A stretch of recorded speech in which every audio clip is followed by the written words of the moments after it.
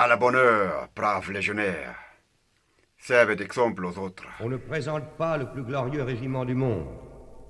Depuis le célèbre combat de Cameron au Mexique, la Légion étrangère marche de son pas lent et formidable sur la route de l'épopée au rythme d'un refrain devenu légendaire.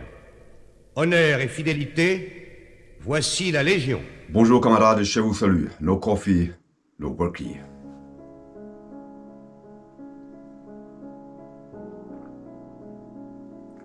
Ah, excellent ce café. Je continue avec ma vie à la Légion étrangère 1985-2002. Il y a un jour, un officier me disait, « Tu vois Gaston, c'est l'institution qui compte, Légion étrangère, la Légion étrangère. C'est pas les hommes, c'est pas les individus, c'est l'institution.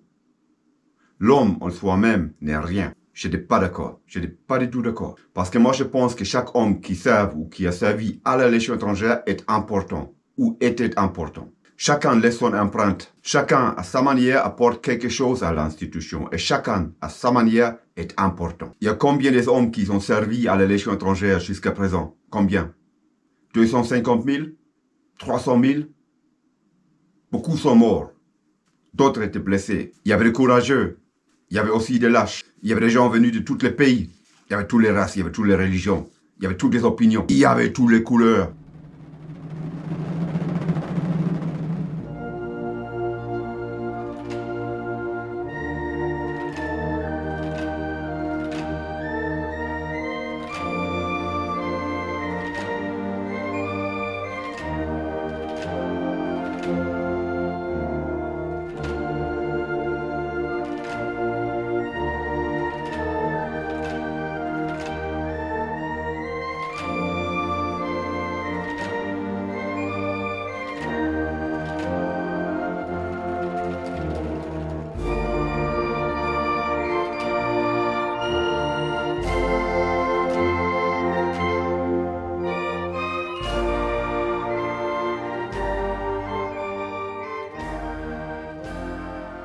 Et tout ça formait un seul bloc, la Légion étrangère. Et chacun était important. Et chacun est important. Et un de ceux-là qui était important, c'était lui, Capitaine Martin.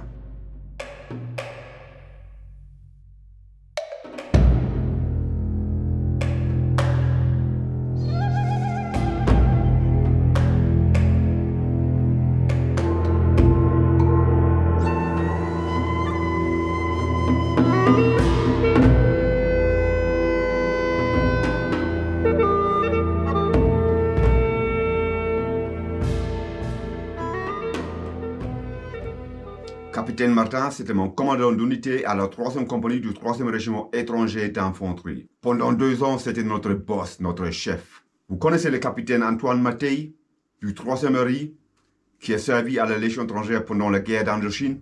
Vous le connaissez?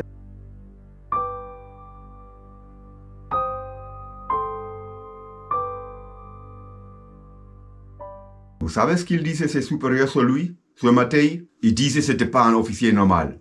C'était un chef des bandits. Et pourquoi ils ont dit ça? Parce qu'il était proche de ses hommes. Il était proche de ses légionnaires. Il aimait ses légionnaires. Et Martin était un de ceux-là. Il a aimé ses légionnaires. Et pour aider ses légionnaires, Martin allait à Rome, à pieds nus s'il fallait. Martin était français. Un français de souche, un grand gaillard. On le voyait rarement mourir. Mais au fond de lui-même, il avait un cœur joyeux. Vous savez, les matins, avant le rassemblement, il y avait ceux qui se portaient malades pour aller à l'infirmerie. Bon, ils étaient tous alignés dans la cour, dans leur tenue de sortie bien repassée pour se faire présenter par les sergents de semaine à l'adjudant compagnie. L'adjudant compagnie passait très vite pour voir les malades en revue, mais après lui, c'était Martin, le commandant d'unité. Et lui, Martin, il regardait les malades dans les yeux, droit dans les yeux, un après l'autre. Et il voyait tout de suite ceux qui ont fait semblant d'être malades. Alors il gueulait, la semaine, foutez-moi ces gars-là en tôle, tout de suite, je ne vais plus les voir. Je ne vais plus les voir. Ça, c'était Martin. Vous savez, à la compagnie, il y avait beaucoup des Allemands, il y avait beaucoup des Anglais, et il y avait d'autres, mais surtout les 2 nations. Et évidemment, les Allemands, les Boches et les British, quand ils étaient steifs en ville, ils faisaient des bananes, ils faisaient des conneries. Pour ceux parmi vous qui ne savent pas qu'est-ce que c'est faire une banane, mais c'est faire une connerie. Mais là, hélas, il y avait un problème. Parce qu'avec des bananiers, avec des rigolos, Martin, il ne rigolait pas.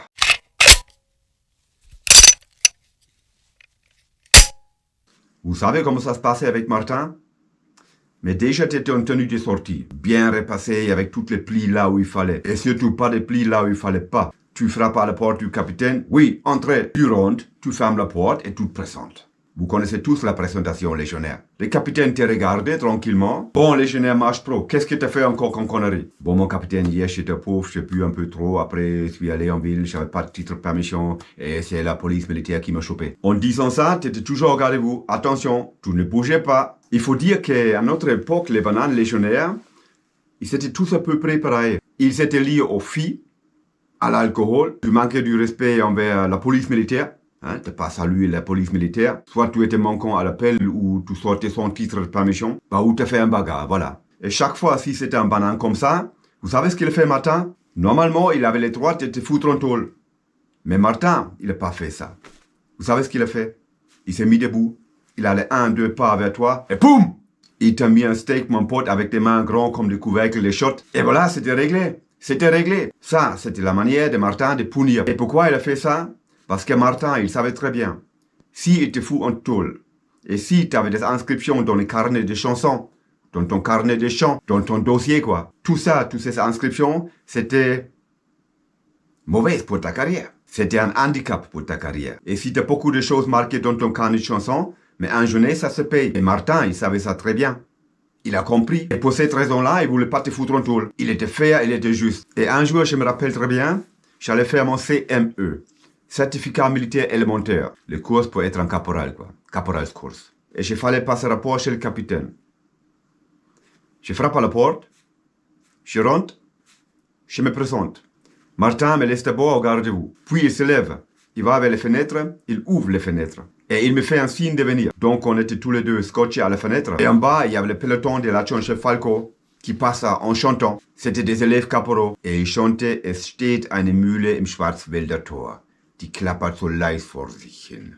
Es steht eine Mühle im Schwarzwälder Tor. Die klappert so leis vor sich hin. Et en écoutant, Martin me disait, tu vois, Gast, regarde Falco. C'est un des meilleurs soldats que j'ai vu de ma vie. Et là, ses élèves, il va former les meilleurs soldats de la France. Et toi, bientôt, tu seras comme eux. Mais il faut un boulevard, il faut s'accrocher, il faut donner le meilleur toi-même. Gast, il faut s'accrocher, il faut toujours montrer qu'est-ce que t'as dans les tripes. Toujours. Et n'oublie jamais que toi, t'es un légionnaire de la compagnie Martin. Tu peux disposer. A numéro 1, 2, 3, 4. 1, 2, 3, 4. 1, 2, 3, 4. 1, 2, 3, 4. Ça va! Allez, Gast, tu peux disposer. Va dehors et fais ton travail. Vous savez ce qu'il a fait le capitaine là avec les mots? En moi-même, dans mon intérieur, vous savez ce qu'il a fait? Mais il m'a gonflé la poitrine, tout simplement. Et je savais, je pouvais tout faire. Parce que moi, je suis un légionnaire de la compagnie Martin. Point. J'allais faire mon CME et j'ai réussi avec les mentions très bien. 15 sur 20.